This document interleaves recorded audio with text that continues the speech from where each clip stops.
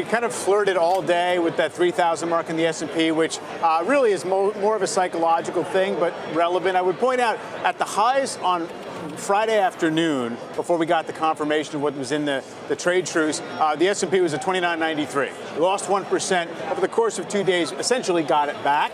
The market's a little more comfortable, I guess, with the fact that just the trade stuff's a little bit off the headlines for the moment. And the bond yields rising today did give clearance for stocks to do okay. So it's constructive, but it's, earnings season can be kind of very much each day is a new game because you don't know how the market's going to respond to whatever numbers we get. And Mike, to your point about the yield curve helping markets and helping the banks specifically, the second best performer of the banks of the big six was Bank of America, who haven't even reported yet. They report tomorrow, and I do think that's an aspect of just the broad environment and the yield curve, not necessarily the specifics of earnings season. That said, on earnings, Peter, strong markets today, lots of earnings out. Were the earnings good enough to justify that jump? Yeah, no, I don't think it really had very much to do with earnings. Markets have been trading sideways and range-bound for quite some time now. And what's interesting about the reports today, when you actually parse through some of the numbers, when you look at JP Morgan, for example, and you look at things like net interest margins on a much flatter to inverted yield curve, net interest margins were actually lower, although net interest income was up a little bit. I really don't think it has much to do with earnings at all. In fact, if we look at earnings on the year, we can see that earnings for the first 2 quarters were more or less up about 1.5% on average. And for the third quarter, analyst estimates have been coming down very, very quickly. I believe the current estimate by FactSet data is down about 4%, with the year's earnings coming in probably at about up only 1.6%. And here at Cantor, we've been saying that we thought earnings would be flat for the year. And frankly, I think that's where we're probably going to end up. What we've gotten is multiple expansion, with the S&P now trading just under 20 times earnings, which by my estimation is quite rich. And if you look at it on an enterprise value to EBITDA basis, it's at about 13 times, which is close to the peak we saw around 2000. Barbara, when you think about global growth, we have the IMF coming out, downgrading again its outlook. Not totally surprising. Many people saying, look, they're a little late to this game. Had a lot of positive news today, but are we still on the lookout for some further slowdowns globally and here in the United States? Where are you sitting? Yeah, well, I thought it was interesting, the IMF, when they said that trade, the uncertainty, and the actions are nicking 0.8% off global growth. But they looked for recovery next year, assuming policy supports. That means no more trade tariffs or things that will be injurious. And so the concern is it will spill over to the service sector. And what I heard that was very encouraging today from both Wells Fargo and JP Morgan, we heard from Jamie Dimon himself, the consumer is alive and well. And as long as that persists, I think the market's in good shape. And that's, excuse me, why I think the market acted so well today. And it's not about particular earnings. It's about that broader message. Recent IPOs in the spotlight today as well, with Pinterest and Zoom closing lower after their lockup periods expired, albeit perhaps a little less lower than we might have expected. In fact, Zoom was higher. Goldman Sachs also reported a financial hit from their stakes in Uber and WeWork, which both had to be marked down.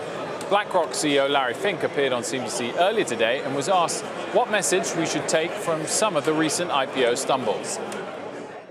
It says something about the private growth valuations. Okay.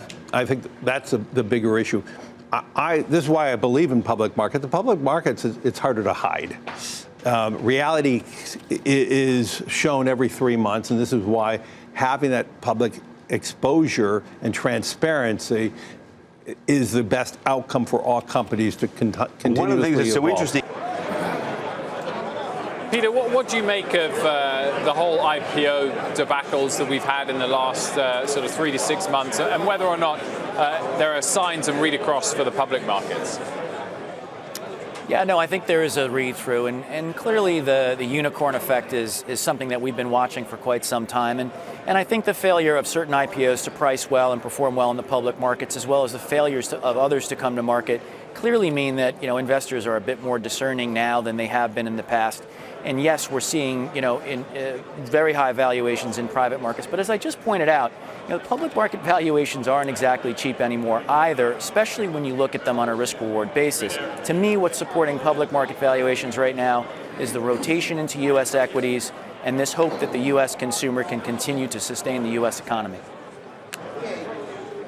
Yeah, I mean, if you're concerned, I mean, some people, when we saw the slate coming into this year of likely IPOs, all these unicorns that had waited and waited, one concern was going to be that the market would get whipped up into a speculative frenzy and just get overexcited about that. That clearly has not happened. The other concern was the market would essentially reject them and say, sorry, no, and that would reflect the fact that just overall demand for stocks was going down and the overall market was going to come in. That also hasn't happened. So you could argue that the market has essentially said, we don't want exactly those kind of Silicon Valley economics right now, but that has not really bled into being worried about the overall business environment. The one thing I'll raise, though, layoffs at WeWork, layoffs at Uber, if that seems to snowball, if that becomes a story that companies that were venture financed got too big too fast, now they're retrenching, that obviously would have echoes of the post-tech bubble in 99 and 2000. Just on the WeWork within Goldman Sachs' numbers, they wrote that down from $150 million to $70 million, so it's more than a 50% haircut. I don't know whether they previously carried it on their books at that mooted $47 billion. It probably was carried at a lower number than that. Either way, they applied 50% haircut or so to how they've been carrying their small private stake in that company. It seems like they've just been such extremes, and then you've got a Beyond Meat, and Pinterest has done very well, Zoom has done well.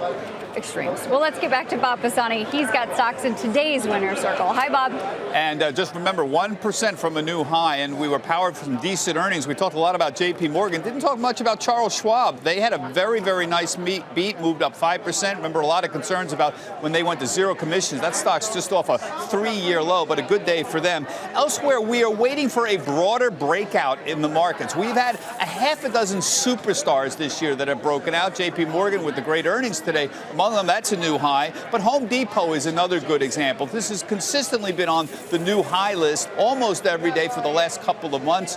But we need a little broader moves from some of these stocks. Nike is another superstar in the Dow that's consistently hit new highs as well. Did that again today. We saw Microsoft, another one. There's been, again, these 4, 5, 6 names that always show up on the new high list, Microsoft being one of them. Target is another one that's consistently hit new highs. What we need now is a much broader breakout than these 6, 7, or 8 names that have hit those 52-week highs. And if we move to 3,025 and above that, I think we'll see 150 new stocks down here at the NYSE hit new highs tomorrow. But that's a big if right now. Retail sales could be big tomorrow morning. Back to you. Bob, thank you very much for that. Bobs, as we look to the rest of earnings season, which sectors stand out for you? Well, defenses have clearly been outperforming for some time, but I think there's not a lot of valuation possibilities left there. So for me, it's looking at software, whether it's Microsoft, which does have a high valuation, but I think has a lot of room to go, the Palo Altos of the world, Salesforce.com, and also the momentum stocks, the technology.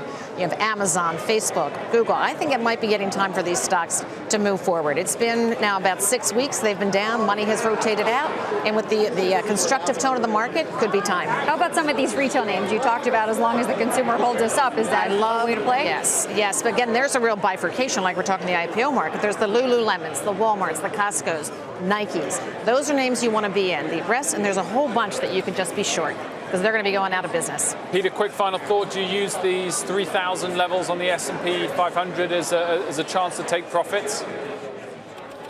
Yes, I do think it is, and the market's been range bound for quite some time, and I've been bearish of the market here for the second half of the year, and I'm sort of sticking to that. In fact, the narrative that we've based that on has really held up pretty well when it comes to the fundamentals. And again, I think this is mostly about late cycle capital flows, with the rest of the world being as weak as it is.